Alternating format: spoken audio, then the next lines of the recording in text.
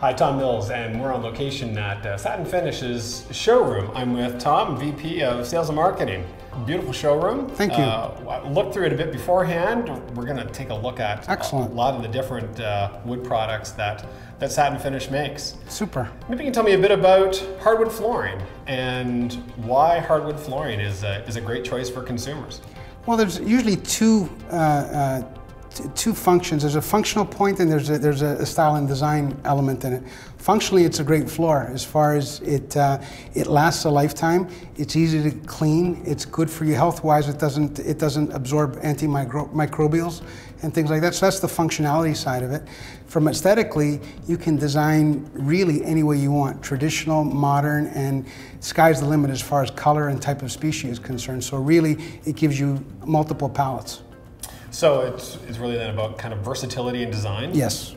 And a surface that long-term is a healthy place? Absolutely. So hardwood flooring, we're talking about trees, cutting down trees. Right. I know there's very much of a consciousness about how we're using our tree resources and stuff like that. So is it really a green choice? Absolutely. I mean, people look at it, as you said, they think about cutting trees down, but what they don't look at is really lumber and wood is a harvestable crop, just like anything else is, be it corn or wheat. You cut it down, it grows back, as long as it's from well-managed forests, and that's the only ones we use. That's why we're an FSC-rated company, because we do use well-managed forests. The other component from an environmental standpoint is the utilization of raw material, and it's not just wasting the wood. The way that we manufacture and the types of products that we make, we get virtually 100% utilization of the wood, so none of it's wasted. And even compounding from the first point is hardwood flooring, if you lay it and do it properly and look after it properly, it lasts a lifetime. So it's a floor that will continue to serve as what it's supposed to be, versus other elements like carpet that after a while it gets torn up and thrown into a landfill. Mm-hmm. Yeah, because with a hardwood floor, a hardwood floor can be refinished then as well. Absolutely. Absolutely. I mean, that's a big concern that people have, and they always ask, how many times can I refinish the floor? Which you can refinish it, but it's really a misnomer. With the type of factory finishes that we use today, if you properly maintain it, you never need to refinish your floor. Now tell me some about those finishes then, because oftentimes the finishes may include harsh chemicals, that kind of. We as a company, we're I guess what you call VOC compliant. So that's volatile organic compounds, where we don't have any of those harsh elements, which I can't say and that's where people really have to be careful when they're shopping for things and they're only shopping about price. Some imports, they aren't as stringent in the way that they manufacture. I always look at it is if they're not concerned about the type of paint that's used in children's toys, how concerned are they about the finish that goes onto a wood floor? So be careful where you're buying. Most Canadian mills do have the same type of requirements that we have, as far as a very high standard in that regard. Because there certainly is a lot of choice. When you go to look for hardwood flooring and you go to a big box store or something like that, absolutely, you can find hardwood flooring. There's such a wide spectrum, and it's a challenge for consumers, really. For us, this is our life. We eat, breathe, and sleep it. But with consumers, I mean, it's got to be confusing, because I go to some of the box stores and I do the mystery shopper to see if I was Joe Public, if I could make sense of what was there. And it's hard. It is hard. There's certain things that aren't necessarily being portrayed as they should be. I mean, there's such a wide range. You can get wood flooring from as low as $1.99 a square foot to, sky's the limit, $15.99 a square foot. It's making sure to ask all the right questions as far as what you're getting, and ensuring that you know what you're getting. Where is it made? What are the quality standards? What are the moisture contents? Because we do, in Canada, we actually have one of the harshest climates for a wood floor to perform in the world. So to make a product that works in our market, you must have very stringent standards of manufacturing. So then what are some of those criteria that, as you say, a mystery shopper should go in and be looking for? What should be on their checklist to be looking at for products? Well, again, it depends on what you're shopping for. I always look at it and say there's a product for every use. So there is the $1.99 floors that I talked about or less. There is a use for them, as long as you know what you're getting, sort of thing. So it's a matter of, you look at the technical aspects of the product. What is the moisture content that the wood was manufactured at? So what you would want is a 6 to 8% moisture content which is what is needed for our market. Some of the Asian mills or European mills, they manufacture it to a 10 or 11% moisture content, which is fine in humid environments, but in dry environments like we can get in the winter in some of the markets in Canada, you can actually have the wood could actually split and crack, and if it's engineered, it can actually delaminate. So those are the things that you have to take into consideration.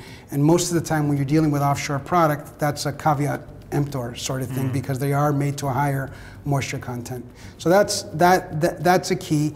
The other things those are the things that you can't see by looking at the actual material.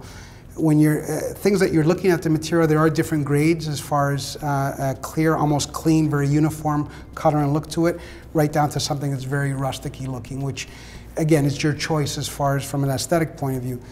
Technical, again, fit, do the tongue and groove actually fit? Is it a tight fit? Does it go smoothly? All those sorts of things are things to take into consideration. So what is a fair price point then for a quality hardwood floor that a customer may look to install?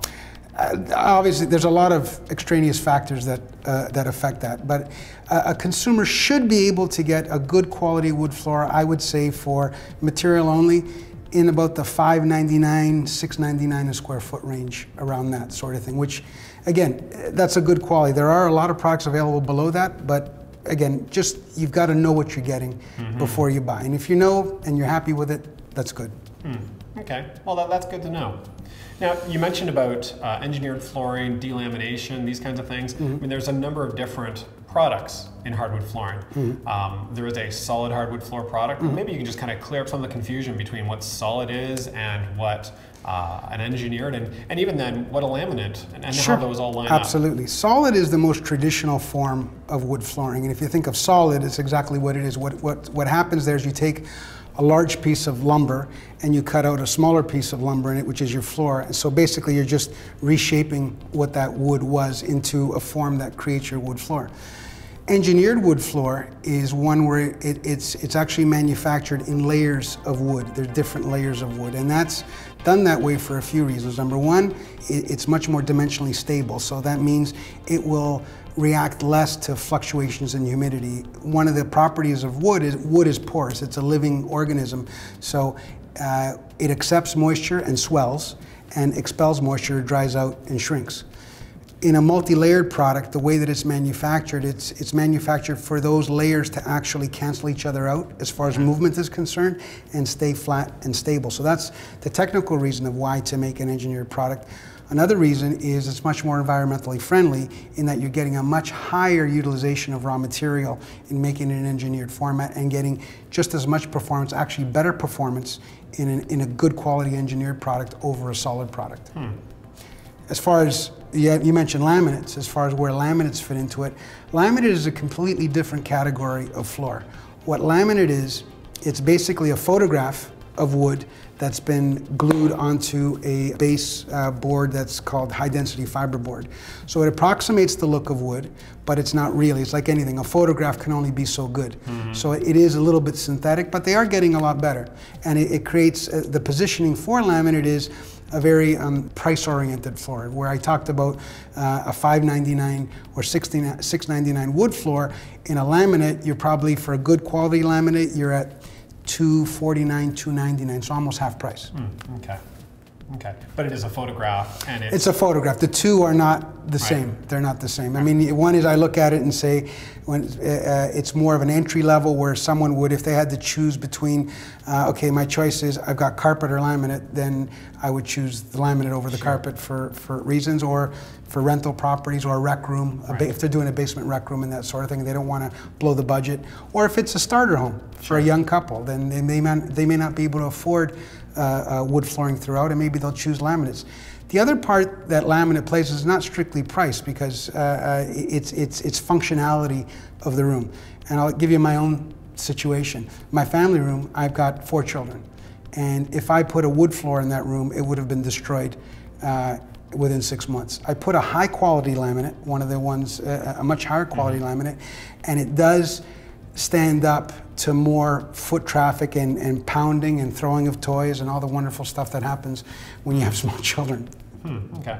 So there is a place for most of these products in the market. Absolutely, absolutely there is. Each has its own, and that's the whole thing, is understanding.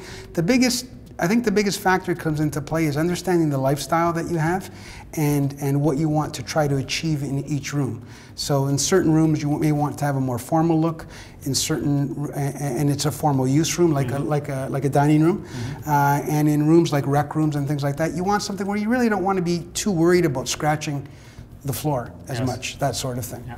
You talked about the different types. The engineered flooring, I know we used that in our project because of the radiant floor and the stabilization, the lack of movement we wanted there.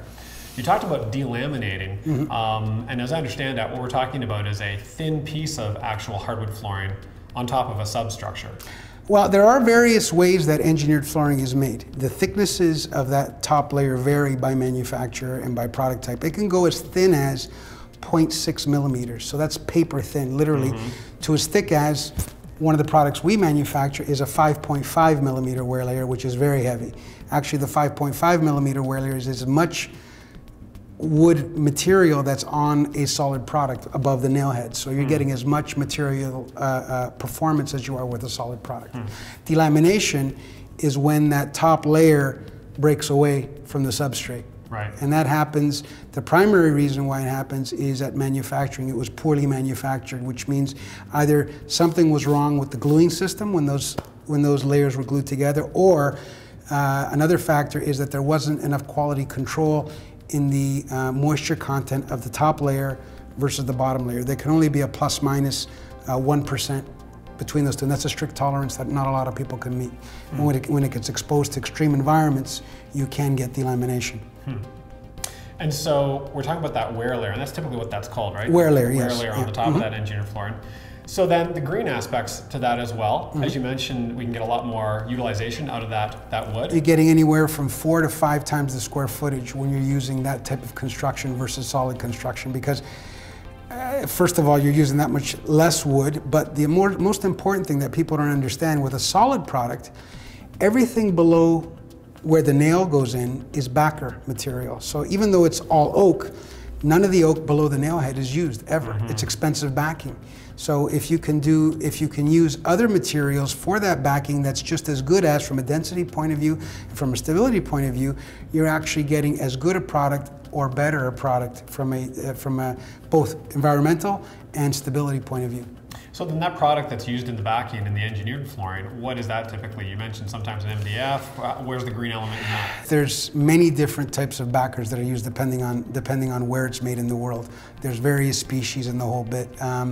I can tell you what we use. I mean, we've just actually are introducing a new product called Generations. And what we've done in Generations is we've taken a type of pine that we're using in the backing, and basically the pine that we found, the type of species of pine has extremely good stability properties and density properties. So it's actually superior to the previous generation of engineered products that we made. And from an environmental perspective, pine is a fast-growing product and very renewable, a fast renewable element. And what we do is we get it within 200 miles of where our factories are. So again, now you don't have freight factors, you don't have gasoline, all those, we're reducing the overall carbon footprint. Yeah. Well, that's a great story about the green side of the engineered flooring. Now, I know the other kind of variable to wood flooring is that you can get it as a pre-finished product, and sometimes you can get it unfinished. Right. Traditionally, all wood flooring was unfinished, and that's the way it was. I'm going to say 20 years ago, 98% of wood flooring was unfinished. There has been a trend to factory finished products, and I would say the reverse is true now. We're almost, I'm going to say 95 or 90% is pre-finished. The reason that the pre-finished has done so well is that it's like think about a car. Would you ever buy a car without paint and try to paint it in your garage? What result would you get? Roller marks and the whole bit. Same sort of thing with finishing a floor in a home. You can, the quality control standards and the type of finishing we can do in a factory are far superior than what you can achieve on the job site. If you look at in a lot of job sites where it's been done on site, you get dust particles and things like that because you're sanding and doing all those sorts of things, or hair and whatever. Now there is still an element of unfinished that's being done, but it's done where there's a lot of custom border work and inlays and things like that that can't be done in pre-finished. So that's really the only home that unfinished has today. I know the other term that often comes up with this then is the bevel, the micro bevel, and these kinds of things. What are the variations in that? Micro bevel is actually, the micro bevel was introduced along when pre-finished was introduced, because not having a micro bevel means square edge. So in unfinished floors, when you installed square edge, even if it was uneven, if the subfloor especially was uneven, you'd have a high and low spot in the actual planks. When you took a sander to it, you would smooth it all out. So that was looked after. In pre-finish, you're not taking a sander to it. So if the pre-finish was square edge, you'd have uneven portions of your floor. So the beveled edge was introduced to basically take care of that. Now, one of the side benefits of that is it actually accentuates each plank. You see that you have a plank floor. It's not a sheet. It doesn't look like vinyl. You see the individual boards. And on that note, the size of the bevel can vary depending on the product. Some products have a very heavy bevel that look like a more old traditional type floor, and some have a micro bevel, which are very small, just like a kissed edge that just pronounces each plank really lightly. Okay. Well, I mean, that's a great background over the whole hardwood flooring spectrum. And so thanks. Satin finish, you guys have been around for a long time. Absolutely. We've coming into our 90th year in business. We're actually the oldest wood flooring manufacturer still standing in Canada. We operate 4 plants in the province of Ontario. We proudly employ over 300 people in our plants, and happy to be a Canadian manufacturer in this market. We're known, we manufacture a wide array of products, both solid and engineered, and really cater to the mid to high-end side of the marketplace. We're innovators to a great degree. We were one of the first companies in North America to actually pre-finish. So that's one of our proud legacies. And we're just introducing a whole new wide array of engineered products that we're very excited about in the marketplace. Well, I know that one of the things that attracted us to the product was your green focus. And so you talked a bit about the background of the engineered flooring, the no VOCs in the stain. Are there some other elements that you've brought from a sustainability point of view to the product? Well, I think I mentioned earlier about being an FSC company. FSC is the Forest Stewardship Council. What that means is that we only buy lumber from a well-managed forest. So, so that covers us on that side of it, making sure that the environment is looked after in that regard. And when I talked about wood being a crop, a harvestable crop, that we're buying places that aren't just clear cutting, but cutting and then replanting and that sort of thing. So that's one element that's very important. And literally the type of manufacturing processes that we use, we literally utilize every piece of wood, including the sawdust we use in our boilers to generate energy. So very environmentally friendly. And as I mentioned, the new products that we're introducing to the marketplace are all the engineered. So there's a big push in that, which is the environmental side of the business. And then from a design point of view, I mean, the product looks gorgeous. Thank you. As you guys show well here in the showroom. So for targeting on that mid to high end, a lot of designers using the product, that kind of thing? We do. We have a good relationship with the designers across the country. We focus on style and design orientation and the type of products that we bring to market, and those are in our standard products. But one of the things that we have, which is actually quite unique to the industry, is we have a custom color program, which literally allows a designer to literally do whatever they want as far as color and texture. Virtually almost any color under the sun we can do and make for them, to the point of for certain jobs we actually have designers come and stand on the manufacturing line until we hit the color and texture that they want to get their sign off. So that's the type of customization that is available. So that's designing for the high end of the market. Yes. For somebody that's maybe looking for something a bit better than the big box store product, they're looking to purchase something that is more locally made. Sure. Is there a product that meets that? Absolutely. I mean, both of our Origins solid collection and our Generations engineered collection both meet that. Great quality products and are affordable. I mean, that's what I was talking about when I'm talking about the $5.99 price. That's something that a consumer could pay retail for it and do well with a great, and be very satisfied with a great quality Canadian-made product. I know that's a product we used in our project. Yes. And we're looking to showcase a natural maple look. I know from the installers that did it, it went together beautifully and it looks gorgeous. And so we're really happy with that. And so from our point of view, it was a perspective of the green as well as design. Right. And you mentioned that it went together well. That's one of the aspects of the engineering as well. It actually, the installers love it because literally they can just fit it together with their hands. With some of the other products, they literally, because of the way that they're not engineered, they have to be pried into place. So it's a lot harder to install that. And that's one of the installers love us. Let's put it that way. Well, that's great. Thank you for your time, Tom. Thank you. And again, it was a gorgeous floor, and we're proud to have it. Wonderful.